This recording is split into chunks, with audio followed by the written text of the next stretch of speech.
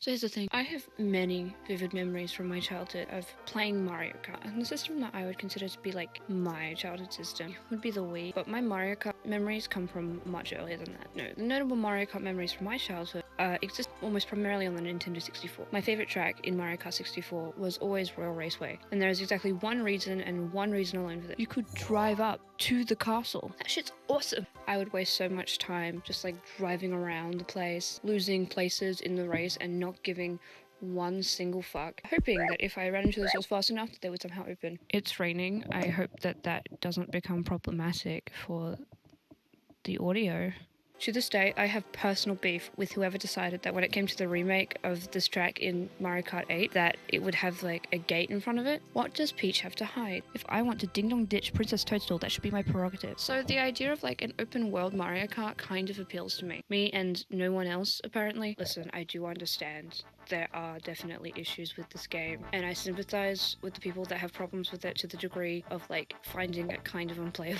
Personally, my theory is that due to the Nintendo Switch 2 being backwards compatible, they intentionally made Mario Kart World like as different as possible in a desperate plea to not make Mario Kart 8 Deluxe like completely obsolete, so that it can continue to rise in sales because it's one of the best selling video games of all time. That's a whole separate conversation. Anyways, there was kind of a moment when I was playing Mario Kart World where I was in Crown City and I was just kind of like looking around, and then a thought occurred to me. Why does Rosalina own Tesla? Okay, so it's not like in-game brands are like completely new to Mario Kart. They've officially been a thing since like Mario Kart 64, but like this is like a whole new level. To my count, there are about 89 different in-game brands in Mario Kart World. Comparatively, Mario Kart 8 Deluxe has, I think, a little over 60, but it's also really hard to count. I was finding while trying to figure out a number between sourcing the wiki and then also going in-game myself. In 8 Deluxe especially, there are a lot of times where like you just find they keep like repeating brands over and over again. Toad's Harbor has like 4 different buildings that are all apparently Coconut Cafe. Anyway, in terms of like the 89 or so in-universe Mario Kart World brands, who's to say that like some of these companies are not just actually just like offshoots of one another? Like some of them have very similar iconography, which could just be like an indicator that there are a lot less brands than we think, and that we've got like a case of brand synergy going on. Like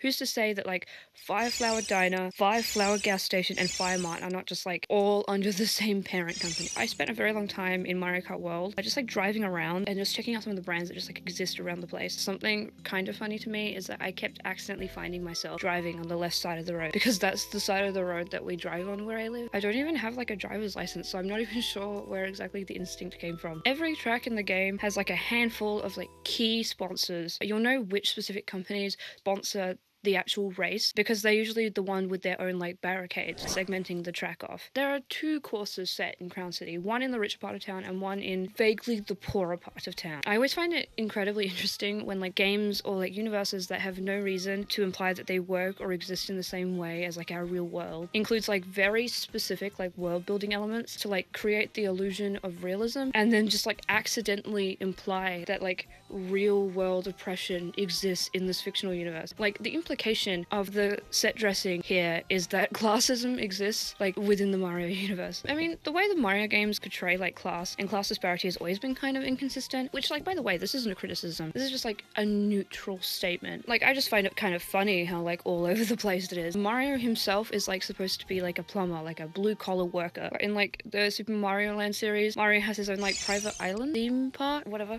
I think the general fan consensus at this point is that like the island was a gift to Mario, like from Peach as like a thank you for all the rescuing. So okay, he's still like a blue collar worker. He's just also Peach's sugar baby. Like that's fine. Looking through, as far as I can tell, Mario doesn't actually seem to own a lot of the companies in Mario Kart World. He has Mario Motors, which he's had like since like 2005 when it first debuted in like the arcade games of all things. It actually appears as though these days Mario Motors is like officially partnered with Luigi's Tires or like merged with them, or I don't know. Although maybe they've actually been like partnered for years, considering we haven't actually seen anything distinctly related to Luigi Tires since the Wii. In 8 and 8 Deluxe, the brand or whatever, or maybe it's just like his race team that was like associated with Luigi was called Luigi Gustas, named for the poltergust from the Luigi's Mansion game. Maybe maybe like Professor Egad finances Luigi's racing career in exchange for promoting the poltergust to the general public. Who knows? I guess like theoretically he could own Fireflower gas station, but I don't think so, just because I feel like if that was the case, then Fireflower gas station would probably just be combined with Mario Motors. So I'm going to assume that they are like a separate company. It has the same logo as like the Fireflower Oil Company in World, which is a company that first debuted in the Wii on Daisy Circuit. Daisy isn't often linked to Fireflowers, although in Tour, one of her variants did have the Fireflower as like her special ability. And I mean, she is strongly associated with flowers, but especially in Mario Kart World, where Shy Guy Bazaar was like reimagined as taking place in Sarasa Land and is just like covered in flowers. And I mean, it's lit up primarily by firelight. So there definitely is a case to be made that like the Fireflower company is owned by Daisy. And I suppose if Mario is like Peach's sugar baby, then it only tracks that Luigi is then Daisy's sugar baby. Maybe Daisy like collaborate with Mario Motors, Luigi tires, and like helps to finance Mario Bros Circuit. It wouldn't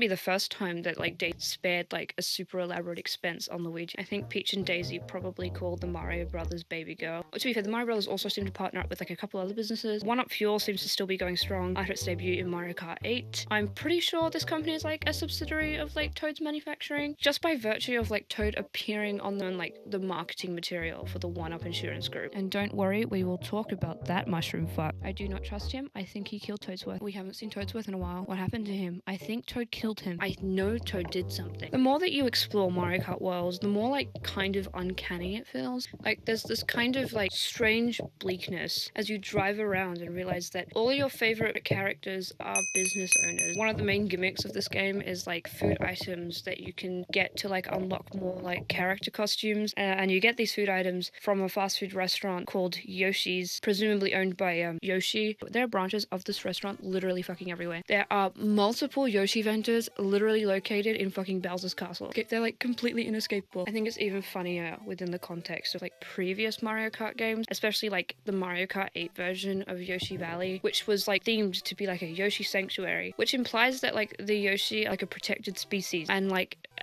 at risk. I just think it's really funny to imagine that Yoshi as we know him is like a class trader, forcibly putting all these other Yoshis to work in his fast food restaurants. This is the real reason we haven't seen Yoshi's Island in a while. Like something clearly happened to it. That's why they're having to like Jurassic Park it out with Dino Laboratory. Dinosaur Land is gone, the dinosaurs are all dead, and all the Yoshis have been displaced. Not to mention that something very, very bad very clearly happened at Dino Laboratory. But Yoshi does not give one single fuck, because he has set up not one, but 2 restaurants right by it. It's diabolical. I cannot stress enough that these restaurants are fucking everywhere. Airship Fortress is literally implied to be like an active combat zone, and he still has like a fucking restaurant there. It's kind of a fun game actually, is try to figure out like what the craziest location you can find a Yoshi's restaurant in. They're just everywhere. He's got his hands in everyone's pocket. The retro tracks are also like a point of fascination for me, because either you assume these retro tracks in universe are like completely new tracks inspired by previous ones that they've raced in like previous Grand Prix, or you have to assume that they are like the same locations but just like dramatically altered. The latter assumption would imply that Peach has like completely gentrified Delfino Square and Delfino Isle and like turned it into Peach Resort. And to those of you who are going to argue, oh no, Isle Delfino looks different, here's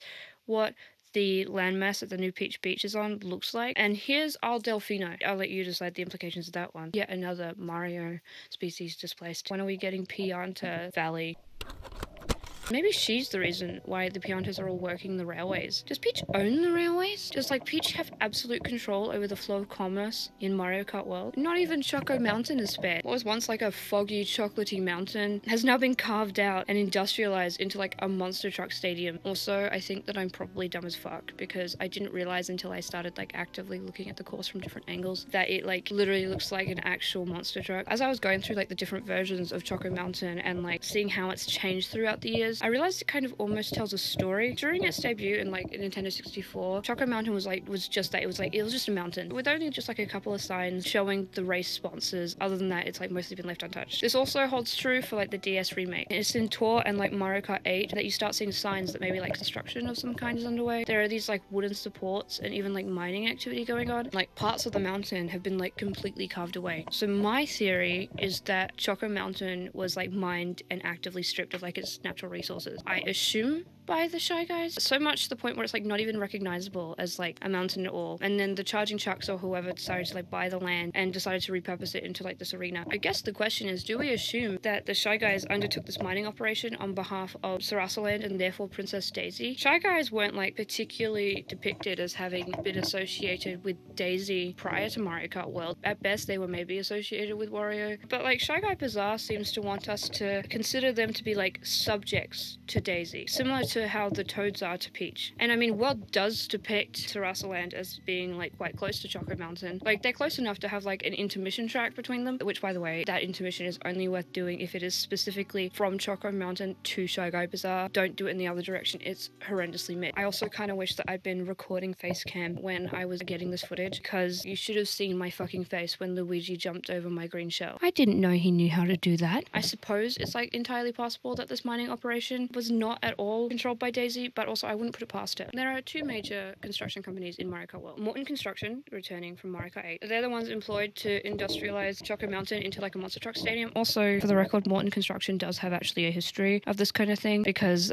in Mario Kart 8, Morton Construction is helping Toad to do what I can only assume is drilling for oil in the Arctic. There's also Cooper Construction, who are largely involved in the construction of Crown City. But I have a theory. In Australia, there are these two Sunday roast themed fast food restaurants. You got Chicken Street and you got Red Rooster. Despite both being like Sunday roast themed, the food does taste different, and they have slightly different menus. From the outside, you'd assume that they are direct competitors to one another, until you start like following the money and you realize that they are both owned by the same parent company. There's like a false illusion of competition, so as a result you just don't even realize unless you look it up. So my theory is that Morton Construction and Cooper Construction are both owned by Bowser. Hear me out. Morton, as we all know, is one of the Kooperlings, who are these like 7 little freak siblings who act as like mini bosses preceding Bowser in like a handful of Mario games. These days they're kind of implied to be like his minions or something. We've been under the impression for many years now that Morton's like an independent contractor, but what if Bowser is like the true owner of Morton Construction? Morton is one of his minions, and when it comes to Cooper Construction, Bowser is King Koopa. Maybe he too is creating the illusion of competition in a market where there is none. I mean, someone would have had to have built Bowser's new industrial volcano castle, and I personally don't think he outsourced that shit, but there is something that I think he's outsourcing. This mushroom fuck is a mass weapons manufacturer. Toad's factory contains these blueprints because the main resource produced by Toad's factory is item boxes, which are basically like RNG weapons of mass destruction. Maybe the hammer throw item in Mario Kart World is not in fact trying to like mimic the Hammer Bros behavior. What if the Hammer Bros just like have item boxes produced by Toad? All that anarchy on the streets. Toad is the one responsible. The Kamek item is because Toad is in cahoots with the Koopas. You see blueprints in Airship Fortress describing like how to build like a bullet bill. Toad designed these bullet bills and then sold the designs to Bowser, which he then proceeded to mass produce on his airship. Toad's factory has like a very clear direct trade route moving from Toad's factory to Bowser's castle. It's something I noticed pretty much instantly when I was playing through the Grand Prix for the first time, because the track sequencing is really odd. I found out odd just how close Toad's factory is to Bowser's castle, like to the point where you can literally see Bowser's castle from Toad's factory. Do I think Bowser is an evil dictator? No. There is someone far worse than him out there in the Mario universe. But no, what I think Bowser is operating is basically like either like in-universe equivalent to the mob. King Koopa, more like King Pin, am I right? Like the absolute shit that you have just like flying around all the time is just because Bowser rules the streets. It's a funny story. I'm in the process of like editing, and because it's me, there's always fucking something that happens. For some reason, I have completely lost most of the gameplay footage I captured, and since I got that gameplay footage, TV I use to record that footage is broken, and I'm currently not in like a position where I'm easily able to replace it. So while I do have some of the gameplay footage I was needing, there is quite a lot that is missing. So while I will be doing my best, if at any point you're thinking, wow, it would be great if I could see gameplay footage right now, I sincerely did try. From the dawn of time, aka 1992, when Super Mario Kart first released on the Super Nintendo Entertainment System, the baked-in lore for why these Mario characters all decided to start doing their own like go-kart racing Grand Prix is that it was like an event hosted by Lakitu. Like he's the core organizer of the races. That's why he's so like involved and like acts as like a referee. Let's just like put a pin in that for a moment. In the early days there were no corporate sponsors. They were racing and they threw shit at each other, and like the CPUs actively cheated. I'm not even being melodramatic. They are specifically coded to cheat, and like are hardwired with different inbuilt rules than the ones that the player has to like adhere to during a race. You don't really see like a lot of those like major advertisements. There's like a distinct naturalism to a lot of these early tracks. There are like barriers outlining the course. The like overload of branding identifiable with the series these days is like completely absent. It's not until Mario Kart 64 came out 4 years later that we slowly started seeing the inclusion of these corporate sponsors, intentionally parodying like real world Formula One racing sponsors. Like some of these logos are like one-to-one. We start seeing like a few more actual dedicated racetrack where it feels like in universe they were like specifically designed to be raced on, like intercut with settings pulled like directly from various Mario games. 64 skews primarily toward ripping settings from the Super Mario Land games because it was 1996. Those like Super Mario Land references in Mario Kart World, on the other hand, is just the 30-year cycle in action. I personally am looking forward to the Mario Kart game that comes out in like 10 years time and features Perry the Parasol as a playable character. Maybe one day they'll actually resolve that storyline. No, they won't. Mario Kart 64 is also, in my personal opinion, first of the Mario Kart games to imply that the Mario characters are like major celebrities in universe with ownership over like public venues and their names plastered all over like public infrastructure. Previous game kind of had the vibe that these races were like a little bit more like small scale. They kind of just worked with whatever they had and then just like made roads out of dirt. But Mario Kart 64 brings us Warriors Stadium, the worst track in the game, and Toad's Turnpike. Not only is this track named after Toad, but it's also the first in a long line of Mario Kart city-themed courses, and the first time since the original Super Mario Bros. Game that the Mario universe was depicted as containing any kind of like urban city environments, unless you count like Donkey Kong Land, in which case, why? I also did loosely have the thought that like due to the similarities in like Whistletop Summit's theming and the like general aesthetics, there might be some loose possibility of like the train line and world could be like related at all to like Calamari Desert. I even drove around for a bit seeing if there was any kind of like indication of this in-game, and I did like find a few spots in-game that like could, if you squint, maybe resemble some of the natural landmarks. It's hard to really say exactly because like while there are many train lines that remain completely unchanging and identical for generations, it is also like fairly common for train lines in some places to just be like completely restructured, and with the increased like urbanization of the area, it's not exactly outside of the realm of possibility that the original train line from the original Calamari Desert was like completely dismantled and then rebuilt and restructured somewhere like vaguely close to the original location. I'm not ruling out the possibility that Calamari Desert was once here. There are quite a few common landscape features around. There's nothing as definitive of like some of the other like secret tracks in the game, like Ghost Valley. Mario Kart Double Dash for the GameCube also saw like the like character owned / named properties rise even higher. Waluigi and Wario both have their own like respective stadiums, though it is really funny to me how like both of their tracks are very clearly based off of like real world bike entertainment, when this is like before Mario Kart introduced bikes. Like Waluigi Stadium is like very clearly based on like a motocross stadium, and like Wario's Coliseum is to me very clearly supposed to visually reference the Globe of Death, which is like a pretty famous like dangerous motorcycle stunt. Like it was famous enough to be referenced in the Simpsons movie. Don't get me wrong, I actually think the theming is like perfect for these two, especially Wario, since this game came out like just a few months after the first WarioWare game, which is the game that actually introduced Wario's motorcycle. It's just funny to me that these tracks are like such bike tracks, but they're in a game like without bikes. Double Dash has 2 city courses, both presumably set in the same city of Mushroom City, in addition to this game's version of Rainbow Road existing high above Mushroom City. And before anyone says, oh, the N64 Rainbow Road was also above a city, note that was only in the remake. In Mushroom City, there is also a cargo truck containing dairy product from Moo Moo Farm, which was a track debuting in the Nintendo 64, implying that Moo Moo Farm makes some kind of profit. Also, Luigi's Sugar Mommy Daisy owns a cruise ship, and the original Peach Beach, before it was gentrified, is in this game. As we move a little bit forward in the timeline, the DS being like significantly more underpowered, had a lot less like elaborate courses. There's a reason that the standout from this game is Airship Fortress, but we do get like a handful of corporate sponsors. It's like kind of comparable to the sponsors in the Nintendo 64, probably because in many ways the DS is kind of like vaguely equivalent to like Nintendo 64. The Nintendo 64 itself may be like technically more powerful and have like a higher RAM and have like higher polygon capabilities, but the DS also had like larger cartridges which could store like a lot more information and had like a higher texture cache, which on a screen this big hides a lot more of the like lower polygon count and is generally a lot more forgiving when it comes to like the themes of the game. We do get Shroom Ridge debuting in DS, which is maybe also in Mushroom City. This is yet another traffic course. It's noteworthy because it is actually the first of the traffic courses to feature cars traveling in the opposite direction to you, which like, did you even notice that?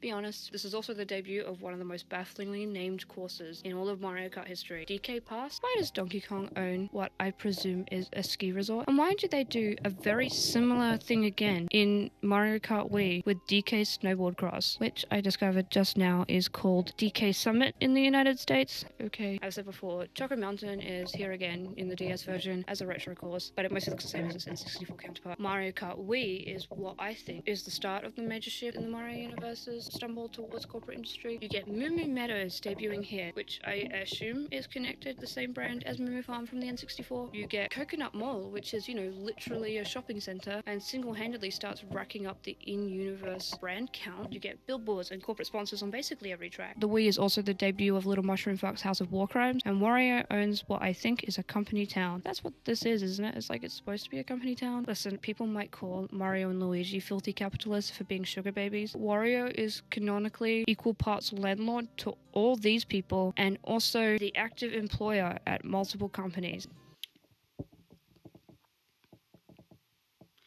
Is Wario supposed to be like an anti-Semitic character? Is that why he's obsessed with money? Let's not unpack that one for now. Mario Kart Wii was also the first of 2 uses of the Mario Kart channel in the Mario Kart series, which may seem like an irrelevant detail at first, but just wait. Mario Kart 7 also includes the Mario Kart channel and is the first appearance of Shy Guy Bazaar, debuting as just a vague Shy Guy marketplace, but now, as we know, has been retconned into taking place in Sarasaland. Also, Warriors Galleons / shipyard in the US, which also reappears in Mario Kart World Sans underwater driving. I personally headcanon that this ship went down in some kind of battle with Captain Syrup. Nintendo, bring her back. Brought back everyone else's glup shittos. Also, the fact that this layout is basically identical, but the water levels are lower to accommodate the new water mechanics introduced in Mario Kart World, implies to me that the site of the shipwreck has experienced some kind of hydrological changes since Mario Kart 7. As something else, a quick aside, I decided to try and investigate this further to see if I could find anything to speculate on why this might be, based on my very little hydrology knowledge, which also, to be fair, could be incredibly wrong. Nearby, we have the almost completely frozen over landscape surrounding Starview Peak, and then we also have Lagoon City, which directly connects to the ocean. There is a very, very, very slight possibility that either one or both of these locations could be pumping seawater in from the ocean. There have been some recent cases of attempts to pump and then re-expose seawater to cold environments in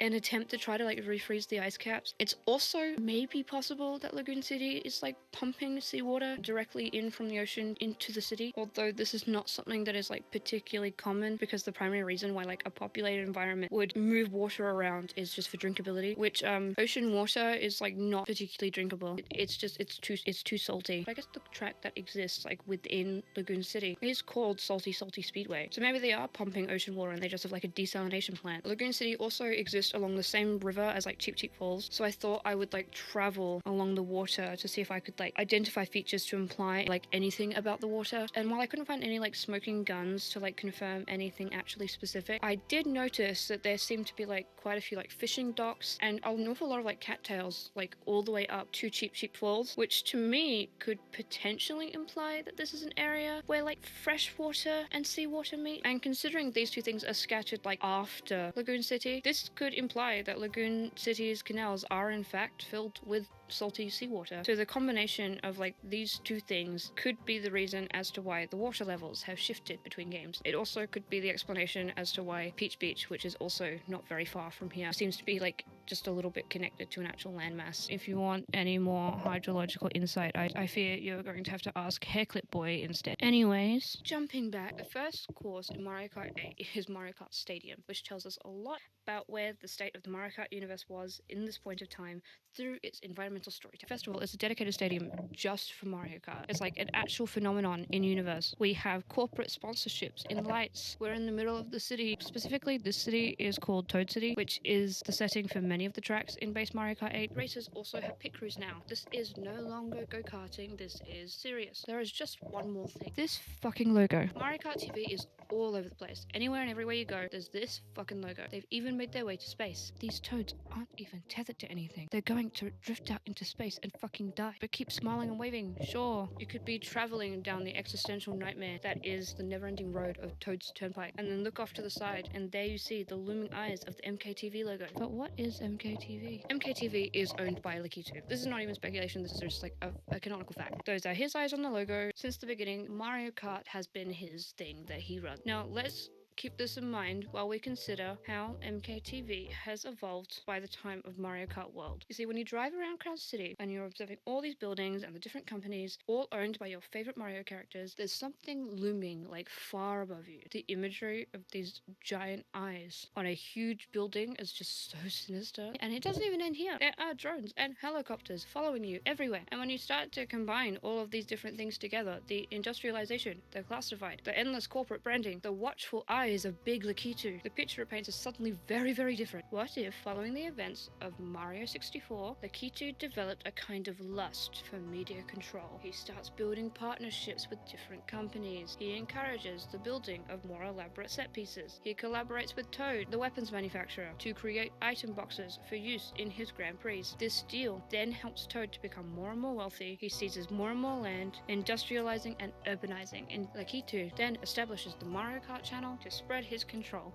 Bowser notices Toad's expanding properties and sees the profit in construction, and him and Toad also build a partnership. Maybe they drill in the Arctic for oil. And who else has money to spend? Royalty. Cooper Construction reaches out to Peach. They build Peach Stadium and Crown City. Lakitu sets up his head office in Crown City. He has eyes everywhere. It's a police state to generate the illusion of like progressivism within the Mario Kart universe. Lakitu starts inviting racers from like all walks of life. Why would he invite Diddy and Funky Kong to race when he could instead ask Cow and Sidestepper to race and fill as many demographic quotas as possible? That's why there's so many glup shittos in Mario Kart World. Lakitu is trying to tick boxes so that people think he's woke. At some point prior to the events of Mario Kart World, I presume it was in between Mario Kart 7 and Mario Kart 8, because in 8, Rainbow Road actually isn't even Rainbow Road, like a space station, it's like artificially constructed. The Rainbow Road like is gone for some reason. It went missing, I don't know. And not far from Crown City, there is this star like broken off sitting in a rock. It looks to me a lot like the star from some previous incarnations of Rainbow Road. It's almost like it fell out of the sky and like crashed. There's this weirdly linear aspect to Mario Kart World where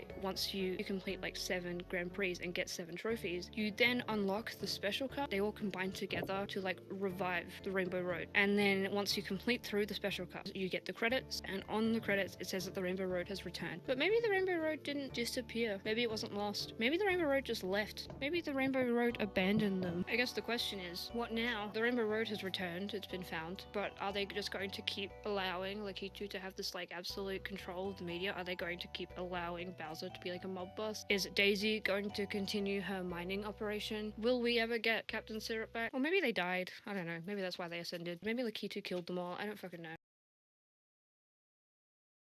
In case you couldn't tell, like most of that was a joke. I have this really dumb sense of humor where I think it's really funny to like take things that are not that serious and then just pretend they are that serious. But also at the same time, it was kind of like this weird sort of feeling driving around Mario Kart World and realizing it's like, oh, not even the Mario universe is like free of like corporate greed. That's bleak and grim. It truly is like a post-capitalist hell. Sorry, I wrote this video in between playing RuneScape on my other monitor. I'm currently in the process of trying to set up a Patreon system, so but I'm kind of at a loss to like what the tiers and like tier rewards would be. So if anyone has any ideas for like what exclusive content I could put out on like a Patreon as like a subscription or whatever, then let me know, because I don't really feel comfortable with starting a Patreon unless I've got something to like show for it, and I don't really know if anyone would even be interested in subscribing to a Patreon. So I just thought I'd throw that out there and float it as like a thing that I am thinking of. Anyway, I hope all of everything I said becomes canon in the next Super Mario Bros. Movie. Okay.